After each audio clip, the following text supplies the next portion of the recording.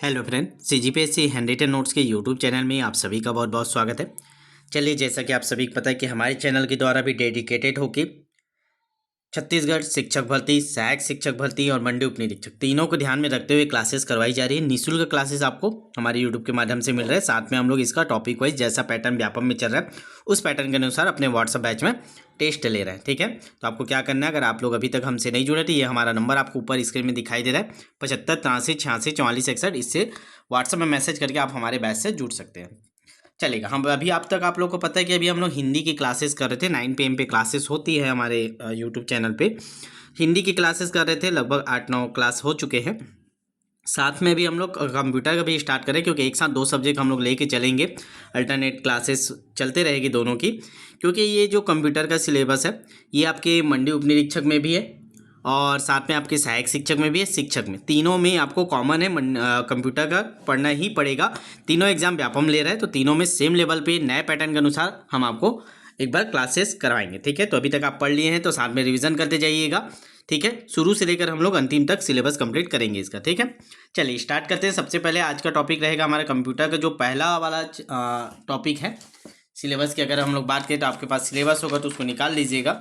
जो इकाई 1 है उससे हम लोग स्टार्ट कर रहे हैं कंप्यूटर का। इकाई 1 अगर आप देखेंगे तो कंप्यूटर का उपयोग है। कंप्यूटर का उपयोग कहाँ कहाँ किस लिए किया जाता है इसकी सामान्य जानकारी है। कंप्यूटर के प्रमुख भाग है, सीपीयू हो गया, इनपुट डिवाइस हो गया, आउटपुट डिवाइस हो गया, इसकी सामान्य जानकारी। इतना वाला जो पोर्शन है उसको आज हम लोग कंप्लीट करेंगे। साथ में इसके क्वेश्चन भी देखेंगे हम लोग, कैसे क्वेश्चन बन रहे हैं कथन वाले और आपके कूट वाले। ठीक है, चलिए स्टार्ट करते हैं। सबसे पहले हम लोग देखते हैं कंप्यूटर क्या है। हम लोग हर चीज़ एकदम डिटेल में करें ताकि ये नोट्स आपके बैच में डाला जाएगा। इसका पीडीएफ आपके बैच में डाल दिया जाएगा, सहायक शिक्षक के नए बैच में और साथ में आपको मंडी उप निरीक्षक बैच में। ठीक है, सबसे पहले देखते हैं कंप्यूटर क्या है। तो परिभाषा हम लोग देखते हैं, कंप्यूटर एक इलेक्ट्रॉनिक मशीन है जो इनपुट प्राप्त करता है, उसे प्रोसेस करता है, फिर आउटपुट देता है। देखिए क्रम से मैंने शॉर्टकट में शॉर्ट की के अनुसार नोट्स बनवाया ताकि आपको एग्जाम में रिविजन करने में आसानी हो। तो कंप्यूटर क्या एक इलेक्ट्रॉनिक मशीन है जो इनपुट प्राप्त करता है, फिर प्रोसेस करता है, फिर आउटपुट देता है, डाटा को स्टोर करता है। इतना हमारा परिभाषा के थ्रू आपको ये की पॉइंट आपको याद रखना पड़ेगा। ठीक है, चलिए मेन परिभाषा देख लेते हैं। कंप्यूटर एक इलेक्ट्रॉनिक उपकरण है जो डेटा को इनपुट के रूप में ग्रहण करता है, उसे प्रोसेस करता है, परिणाम को आउटपुट के रूप में प्रदान करता है। तो ये हमारा हो गया परिभाषा। आगे देखते हैं अगला, कंप्यूटर की विशेषताएं क्या क्या है। तो हम लोग वही कीवर्ड लेंगे, वही विशेषताएं लेंगे जो व्यापम में, शिक्षक भर्ती में, सहायक शिक्षक में और मंडी उप निरीक्षक में पूछे जा सकते हैं। तो सबसे पहले विशेषता देखते हैं, स्पीड। कंप्यूटर की बहुत तेज कार्य करता है। माइक्रो सेकेंड, नैनो सेकेंड में ये इसकी जो कार्य की गणना की जाती है। तो इसको याद रखिएगा, कंप्यूटर की कार्य की गणना किस मात्रा में करते हैं, तो माइक्रो सेकेंड और नैनो सेकेंड, ये 2 मात्रक है कंप्यूटर के जो कार्य करने की स्पीड है उसको मापने के लिए। दूसरा देखेंगे शुद्धता, एक्यूरेसी क्या होती है। तो कंप्यूटर 100% सही परिणाम देता है। गलती केवल मानव द्वारा होती है, कंप्यूटर गलती नहीं करता। जो मानव अगर एंटर करने में, इनपुट देने में कुछ गलती कर दिया तो गलत परिणाम निकलेंगे उस इनपुट के आधार पर। तो कंप्यूटर क्या करता है, 100% सही परिणाम देता है। आगे देखेंगे संग्रहण क्षमता की बात करें तो कंप्यूटर बहुत अधिक डेटा स्टोर करता है। तो ये हो गई उसकी 3 विशेषताएं।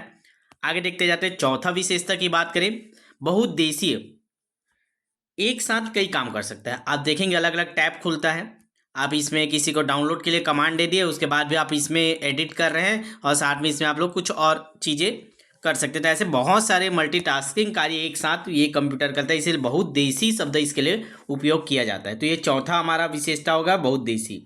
पांचवा है थकान रहित, डिलीजेंस, बिना थके लगातार ये काम करता है। ठीक है, उसको कूल रखने के लिए आप लोग देखे होंगे सीपीयू में फैन भी लगा रहता है कूलिंग करने के लिए। तो बिना थकान के ये लंबे समय तक काम कर सकता है। अगला इसकी विशेषता स्वचालन, ऑटोमेशन है। निर्देश मिलने के बाद स्वतः कार्य करता है, आपको कुछ मैनुअली उसमें काम करने की जरूरत नहीं है। तो आप बस निर्देश दे दीजिए, इनपुट डाल दीजिए, प्रोसेस के लिए ओके कर दीजिए, फिर वो ऑटोमेटिक अपना जो काम है उसको पूरा करता है। तो ये 6 विशेषताएं आपको याद रखना है। एक बार फिर से रिपीट कर लेते हैं। इसकी विशेषता क्या है, गति, स्पीड याद रखिएगा माइक्रो सेकेंड, नैनो सेकेंड में। फिर शुद्धता 100% है, गलती केवल मानव द्वारा होती है। संग्रहण क्षमता की बात करें, बहुत अधिक डेटा स्टोर कर सकता है। चौथा बहुउद्देशीय, एक साथ कई काम कर सकता है। पांचवा है थकान रहित है, बिना थके लगातार काम करता है। छठवां है स्वचालन, ऑटोमेशन है, निर्देश मिलने के बाद स्वतः कार्य करता है। तो ये हमारे 2 पॉइंट हो गए। तीसरा हमारा टॉपिक है कंप्यूटर के उपयोग। अब मेन हम लोग आ रहे हैं कंप्यूटर का उपयोग कहाँ कहाँ किया जाता है, ये आपके सिलेबस में लिखा है, इससे डायरेक्ट क्वेश्चन बनते हैं। तो चलिए देखते हैं। सबसे पहले कहाँ होता है, शिक्षा में क्या क्या काम करते हैं हम लोग। ऑनलाइन शिक्षा, जो अभी आप देख रहे हैं, आपको अभी ऑनलाइन घर बैठे निःशुल्क ये शिक्षा आपको मिल रही है। दूसरा है परीक्षा, और कंप्यूटर में परीक्षाएं होती है, आप सभी को पता है। कंप्यूटर बेस्ड जितने एग्जाम हो रहे एसएससी के, रेलवे के, परिणाम तैयार करना, आज के सारे काम कंप्यूटर में किया जाए। तो शिक्षक क्षेत्र में ये सारे काम होते हैं, ऑनलाइन शिक्षा, परिणाम, परीक्षा, परिणाम तैयार करना। बैंकिंग के क्षेत्र में देखेंगे तो बैंकिंग में क्या होता है, एटीएम में ही कहीं ना कहीं आपका कंप्यूटर तो लगा हुआ है ना, डिस्प्ले लगा हुआ है, ठीक है। तो एटीएम हो गया, ऑनलाइन बैंकिंग हो गया, खाता प्रबंधन हो गया, इन सभी में अभी कंप्यूटर का ही उपयोग किया जाता है। अगला क्षेत्र की बात करें चिकित्सा में, तो चिकित्सा में हमारा एक्सरे हो गया, एमआरआई हो गया, मरीज का रिकॉर्ड रखना, आज का सारे काम कंप्यूटर में किए जाते हैं। चौथा सेक्शन देखें अगर हम लोग, तो रेलवे और एयरलाइन में देखें तो टिकट बुकिंग करना, ये सारे काम आप कंप्यूटर के द्वारा ही होते हैं। फिर समय सारणी तैयार करना, या ऑनलाइन आप लोग घर बैठे देखते हैं कि अभी ट्रेन कहाँ पहुँची है, एयरलाइन कितना लेट हुआ, डिले हुआ, ये सारी जानकारी आपको कंप्यूटर में घर बैठे मिल रहा है, इसीलिए इस क्षेत्र में भी कंप्यूटर का उपयोग हो रहा है। अगला व्यापार में देखेंगे तो बिल बनाने में, काउंटिंग करने में, आप लोग देखे होंगे, आप बिल अब डिजिटल रूप से ही आपको दिया जाता है, कहीं भी जाएंगे तो ऑटोमेटिक गणना हो जाती है, हमको कुछ करना नहीं रहता, चाहे वो जीएसटी की गणना हो, सब चीज़ ऑटोमेटिक फिट होता है, उसके अनुसार कंप्यूटर प्रोसेस करके हमें देता है। तो व्यापार में बिल बनाना, अकाउंटिंग, इन सभी चीज़ों में उपयोग होता है। आगे देखेंगे मनोरंजन के क्षेत्र में, गेम खेलने में, वीडियो देखने में, संगीत में, इन सब चीज़ों में होता है। तो ये हम लोग ने देख लिया कंप्यूटर का उपयोग किन किन क्षेत्रों में होता है। तो शिक्षा में होता है, बैंकिंग में होता है, चिकित्सा में होता है, रेलवे एयरलाइन में होता है, व्यापार में होता है, मनोरंजन में होता है, ठीक है।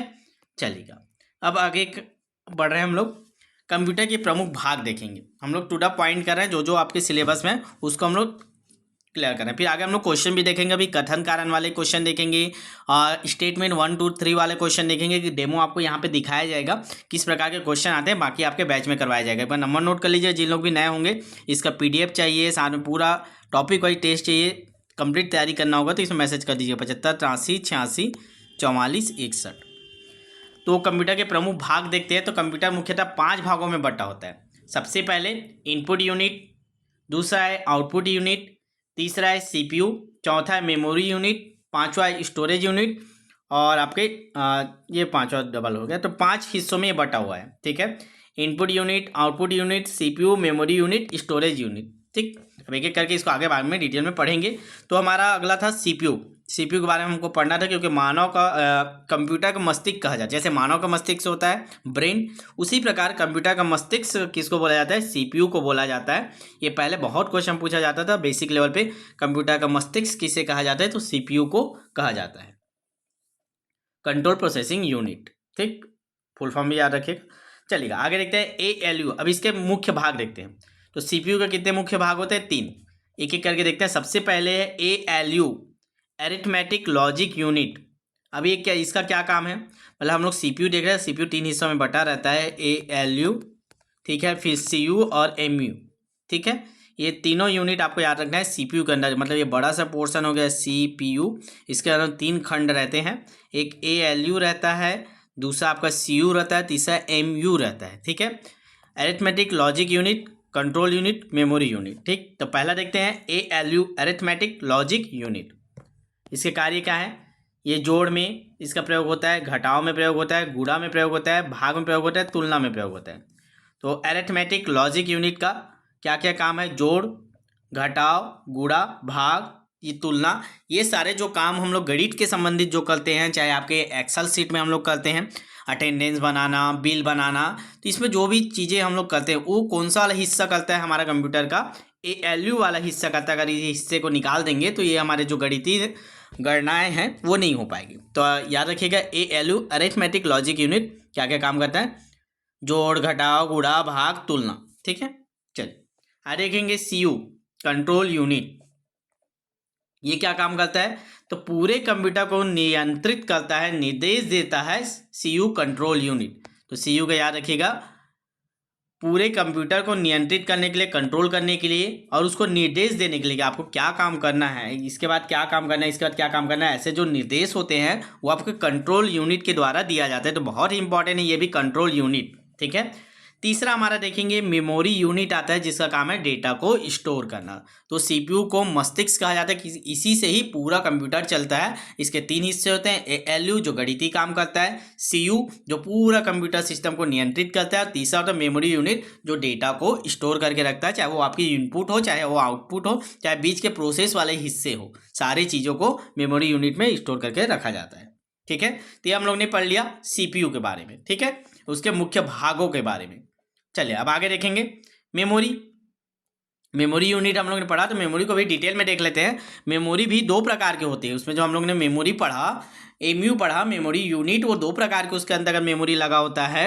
एक प्राइमरी मेमोरी कहा जाता है, ठीक है, और दूसरा सेकेंडरी मेमोरी कहा जाता है।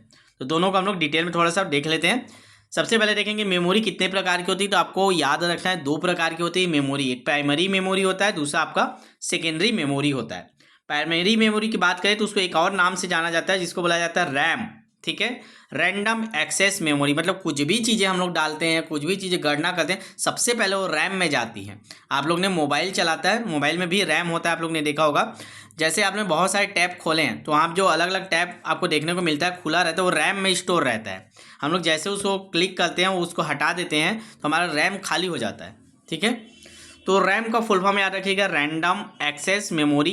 इसको अस्थायी मेमोरी भी कहा जाता है, प्राइमरी मेमोरी भी कहा जाता है, ठीक है, प्राथमिक मेमोरी भी कहा जाता है। तीनों नाम याद रखिएगा, इंग्लिश में प्राइमरी मेमोरी, हिंदी में प्राथमिक मेमोरी, अस्थायी मेमोरी, क्योंकि इसको हम लोग डिलीट कर देते हैं, बंद करते हैं तो ऑटोमेटिक डिलीट हो जाता है। बिजली जाने पर डेटा होता है वो मिट जाता है, ठीक है, तो ये याद रखिएगा। आगे देखते हैं रोम। दूसरा हमारा हिस्सा होता है मेमोरी का, रैम हो गया पढ़ लिए। दूसरा होता है हमारा ROM read only memory. Read only memory, पहले तो इसका फुल फॉर्म यार आपको करना पड़ेगा, रीड ओनली मेमोरी।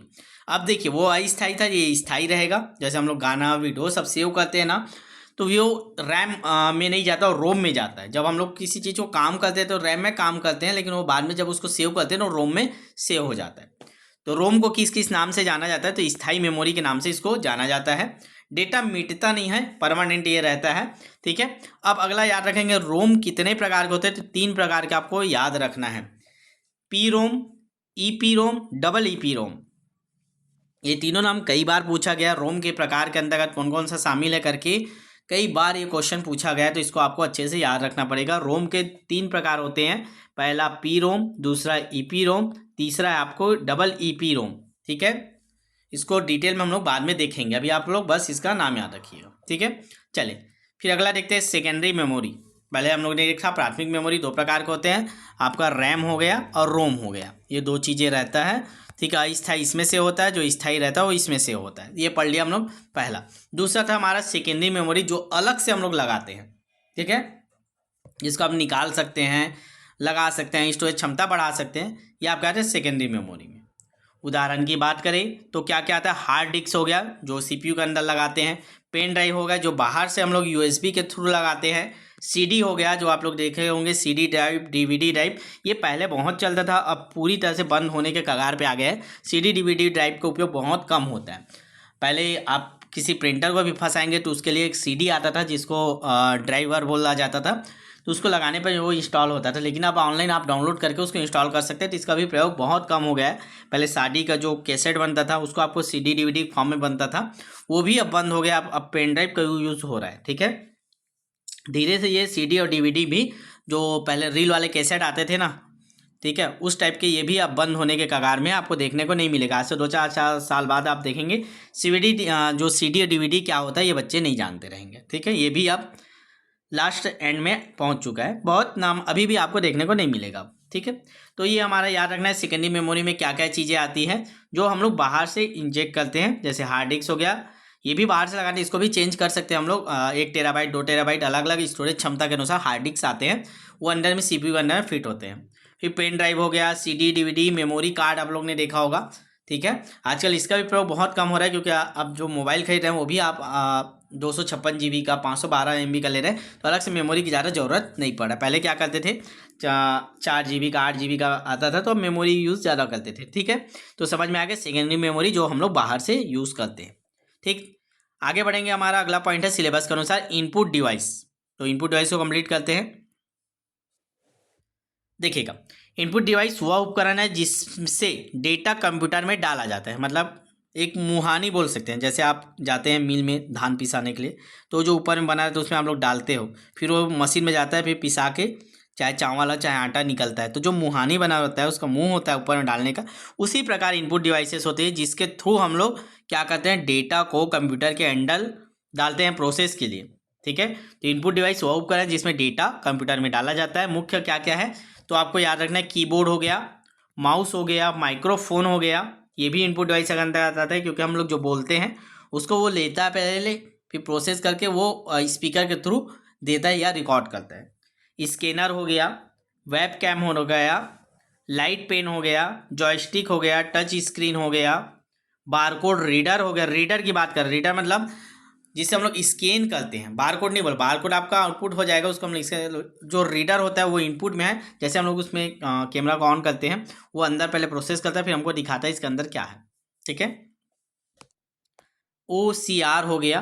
ठीक, तो ये इतने प्रकार के इनपुट डिवाइस आपको याद रखना है, बाकी हम लोग इसको डिटेल में भी करेंगे आगे।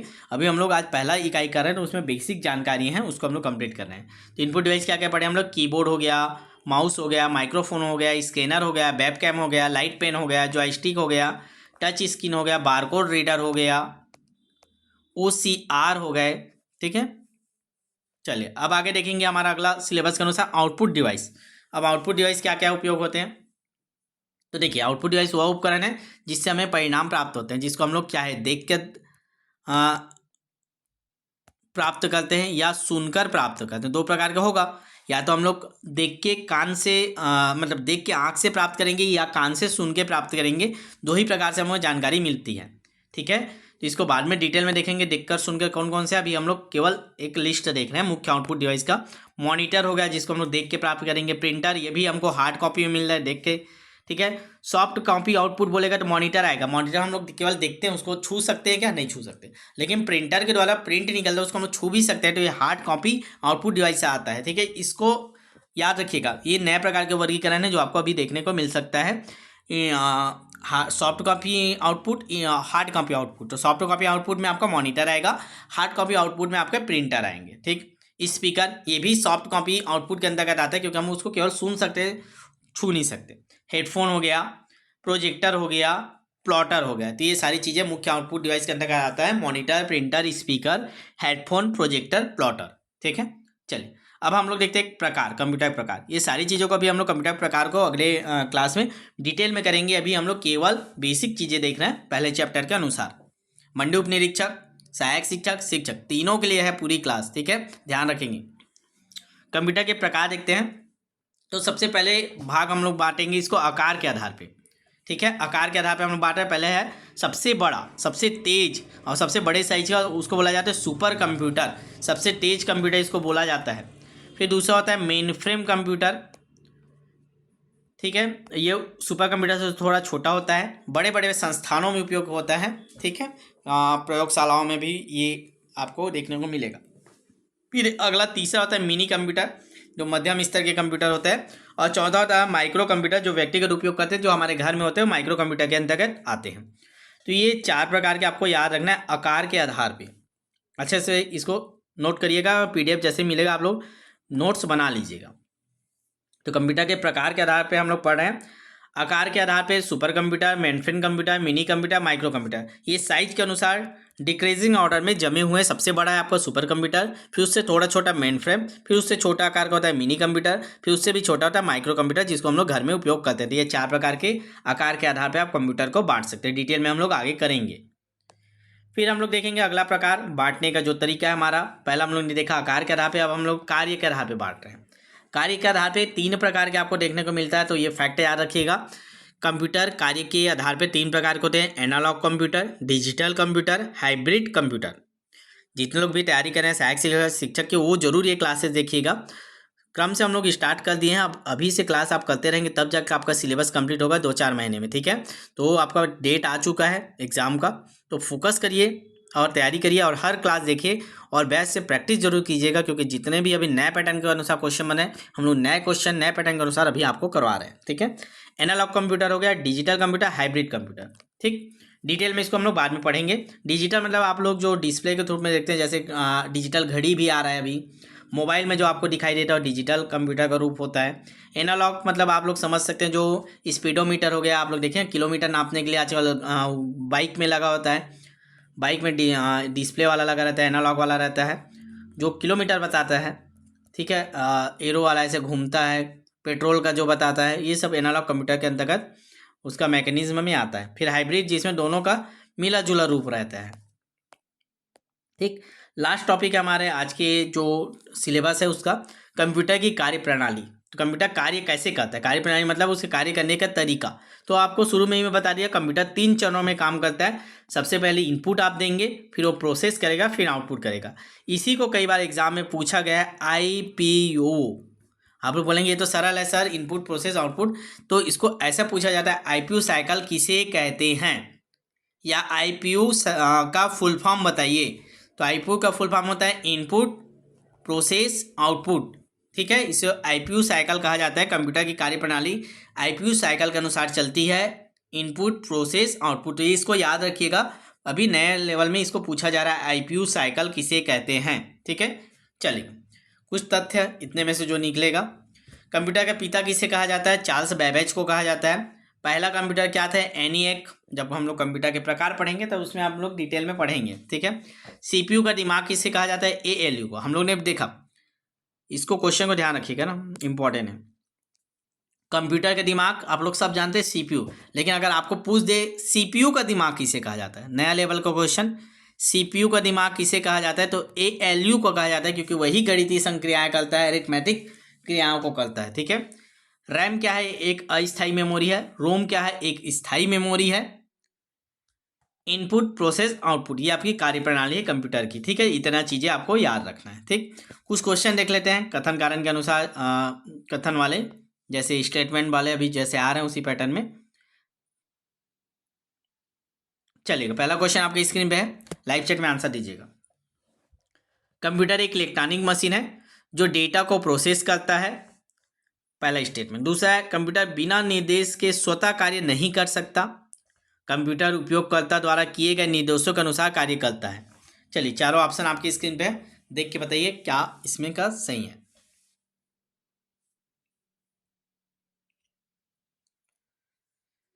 तो देखेंगे स्टेटमेंट की अगर बात करें हम लोग, तो पहला स्टेटमेंट आपको दिखाई दे, कंप्यूटर एक इलेक्ट्रॉनिक मशीन है जो डेटा प्रोसेस कर, बिल्कुल सही है।